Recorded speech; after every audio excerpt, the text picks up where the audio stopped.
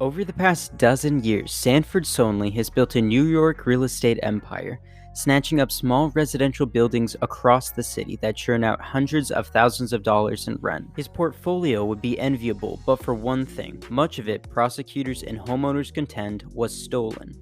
In criminal charges and lawsuits, they have accused him of fraud, offering to help homeowners facing foreclosure by arranging to pay off their mortgages while actually tricking them into signing over their buildings at bargain basement prices. In nearly every case, the mortgage was never paid, leaving the homeowner with no property but a pile of debt. This practice is known as deed theft, and as city and state officials promised to crack down on it, they honed in on Mr. Sonley. The Brooklyn District Attorney, whose office has charged him with taking the homes of 7 families, called his behavior despicable. But an examination by the New York Times has found that not only is Mr. Sonley still profiting from buildings under dispute, city agencies are contributing to his earnings by subsidizing the rent at some of his properties.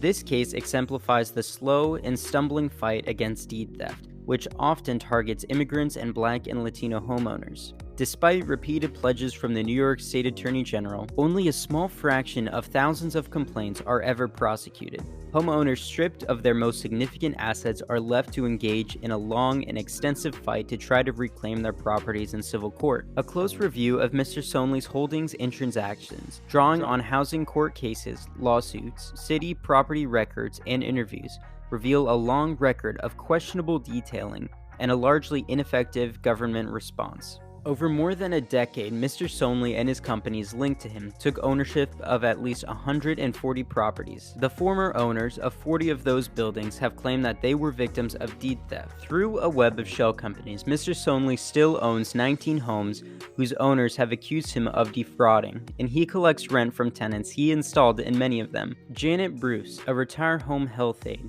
said to the court filing that Mr. Sonley walked into her home in Flatbush, Brooklyn in 2014 with a stack of papers and a promise to rescue her and her husband from foreclosure. He gave the couple $14,000 but never paid off their mortgage. He walked out as the owners of the building, now worth around $900,000. In July 2014 through February of this year, there were more than 3,300 complaints of deed theft in New York City, almost half of which were in Brooklyn, according to the City Department of Finance. The Brooklyn District Attorney's Office brought charges in 27 cases of deed theft since 2014. Oda Friedheim, a supervising lawyer at the Legal Aid Society, says, "It just makes you wonder how seriously we as a society and our criminal justice system take white-collar crime that actually victimize people."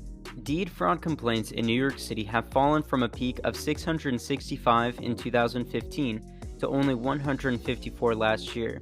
However, those numbers mask what could be a looming surge now that projections against foreclosures that were put in place during the pandemic have expired. Ivy Perez, the senior policy and research manager for the Center of New York City Neighborhoods and Affordable Housing nonprofit, said, "You have a very high number of homeowners who are in distress, and real estate in New York has never been more valuable. That is a potent combination for scammers."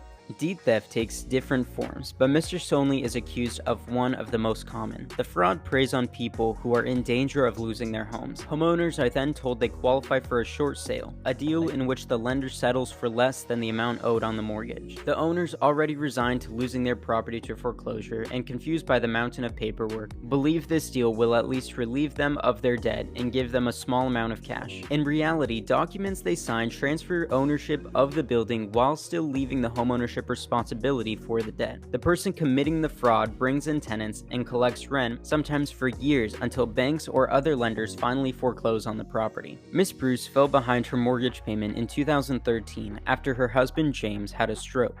A friend from church referred Miss Bruce to Mr. Sonley, who said he could help arrange a short sale. Mr. Sonley told her she would lose the house, but the mortgage would be paid, and he would take care of everything. Mr. Sonley and his associates arrived late and then rushed her and her husband to sign documents in separate rooms. He paid them each $7,000 according to the complaint. No short sale attempt was ever made, she said, but a deed transferring the property was recorded with the city. For years, because of assurance from Mr. Sonley, Mrs. Bruce did not realize that the growing debt would remain in her name. Mr. Sonley installed tenants shortly after the couple moved out and had collected more than $200,000 from the building. Civil lawsuits are usually the only way a homeowner can try to reclaim a title, and victims often can't afford a lawyer. A state law passed in 2019 included a rule that allows prosecutors to file a motion to void a fraudulent property transfer in connections with a guilty plea or verdict. But the rule is narrowly defined, limiting its use, and process can still take years. This is an issue not only in New York City, but across the United States. Many metropolitan cities across the US are making bigger efforts to combat deed theft. And over the next couple years, we will hopefully see healing come to those who have fallen victim to this terrible scheme. Thank you so much for watching this video, and if you liked it and you want to see more, please feel free to subscribe and comment down below with any ideas or questions you may have.